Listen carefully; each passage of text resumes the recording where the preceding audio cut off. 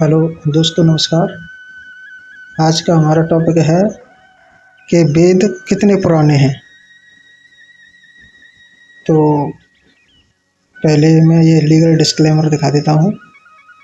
हमारा उद्देश्य है साइंटिफिक टेम्परामेंट को इंक्रीज करना, किसी भाई की धार्मिक भावनाओं को ठेस नहीं पहुँचाना। हम सभी धर्मों का सम्मान करते हैं और सभी धर्मों से जो भी सीखने को मिलता है उसको सीखते हैं, और जो कुछ भी तथ्य मिलते हैं, डाउट होता है उन पर, तो उनको हम आपके बीच में रखते हैं, जिससे हमको उन तथ्यों पर, उन सवालों पर क्लियरिटी मिले और पता चले ये सच में सच है या झूठ है। तो हम किसी की धार्मिक भावना को ठेस नहीं पहुंचाना चाहते, और हम साइंटिफिक टेम्परामेंट को इंक्रीज करना हमारा उद्देश्य है।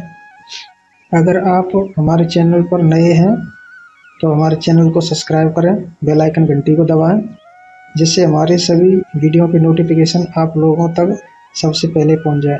और आपके कुछ सवाल हों तो उनको आप इस चैनल के कमेंट बॉक्स में लिख सकते हैं, हम लोगों के बीच में और रखने का प्रयास करेंगे। तो हमारा टॉपिक था कि वेद कितने पुराने हैं। तो देखिए, पहला सवाल है कि वेद किस भाषा में लिखे हुए हैं। तो इसका उत्तर है कि संस्कृत भाषा में लिखे हुए हैं। और संस्कृत भाषा में लिखे हुए, तो संस्कृत भाषा किस लिपि में लिखी जाती है? तो वो लिपि है देवनागरी लिपि। देवनागरी लिपि में लिखे जाते हैं। तो देवनागरी लिपि कब आई है? तो देवनागरी लिपि हमारे बीच में शायद 1000 वर्ष पहले आई है, 8वीं 9वीं सदी में आई है। तो जब ये लिखने की लिपि ही 1000 साल पहले की है, तो वेद इतने पुराने कैसे हो सकते हैं? हम लोगों का ये कन्फ्यूजन है। और अगर ये लिपि, ये भाषा इतनी पुरानी होती तो कहीं किसी अभिलेखों पर मिली होती, कहीं शिलालेखों पर लिखी हुई मिली होती, क्योंकि इतने पुराने वेदों को बताया जाता है। इतने पहले कोई कागज़ तो था नहीं, पत्थरों पर ही लोग लिखते थे। आज भी सम्राट अशोक के शिलालेख मिले, बहुत सारे शिलालेखों पर 3-4 भाषाएं लिखी हुई मिली हैं।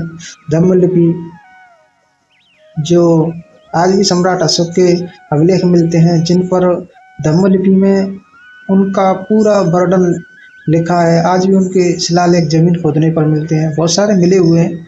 तो हमारी संस्कृत भाषा का एक भी शिलालेख क्यों नहीं मिला?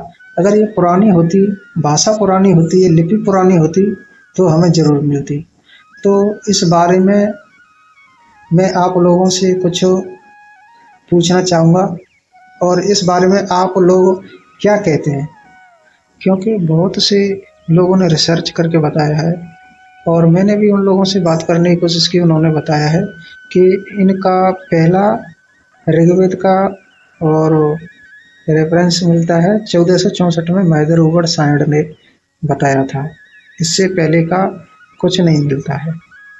क्योंकि अगर ये पहले होता, ये पुरानी भाषा होती, तो हमारे पूर्वज पहले शिलालेखों पर लिखवाते थे। तो कोई शिलालेख नहीं मिला है, कुछ भी नहीं मिला है, कोई एविडेंस नहीं मिला है, ऐसा उन्होंने बताया है। लेकिन आप क्या कहना चाहते हैं इस बारे में? आप कितने सहमत हैं इस बात से? मैं तो कंफ्यूज हूँ भाई, आप कितने सहमत हैं? सहमत हैं तो बताएं कि हम इतने सहमत हैं, और नहीं सहमत हैं तो भी कमेंट बॉक्स में बताएं कि ये बात गलत है और ये इतने पुराने हैं। तो आप इस बारे में क्या कहना चाहते हैं वो ज़रूर बताएं।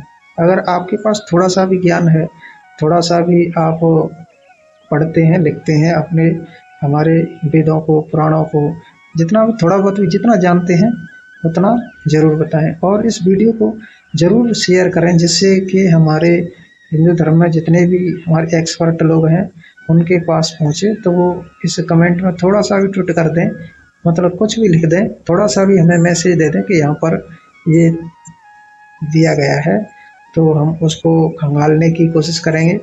तो हमें शायद कुछ और चीज़ें मिल जाएं, क्योंकि ज्ञान देने से ही ज्ञान बढ़ता है, और गाली देने से कुछ नहीं होता है। गाली देने से अपना ही पता चलता है कि हमारा कल्चर कौन सा है, हमारी परवरिश कैसे परिवार में हुई है। गाली देने से कुछ नहीं हुआ। कुछ भी जानते हैं, थोड़ा सा भी जानते हैं, डिबेट करना हमारे भारत की बहुत बड़ी परंपरा रही है। इस चीज़ को आगे बढ़ाएं और इस वीडियो को ज़रूर शेयर करें, जिससे हमारी नई युवा पीढ़ी भटकी हुई है उनको इन सवालों के जवाब मिलें और हम जो लोग हैं उनके सामने कुछ बातें करने की कोशिश करें, अपनी बातें रखने की कोशिश करें, अपनी बातों को साबित करने की कोशिश करें। तो आपके पास जितना भी ज्ञान है अपने गुरुओं का, माँ बाप का, हमारे घर में ये बातें होती रहती हैं। हमने तो सुना है बहुत पुराने हैं वेद हमारे, लेकिन इनका कोई सबूत नहीं मिलता है, ऐसा रिसर्च बताते हैं। तो उन्होंने 1464 में बताया था मैत्रेय सायण का, इससे पुराना कुछ भी नहीं मिलता है। तो आप कितने सहमत हैं इस बात से, तो आप ज़रूर बताएं कमेंट में, ये सच बात है या फेक है। तो जय हिंद मेरे सभी भाइयों को, जय हिंद, जय भारत।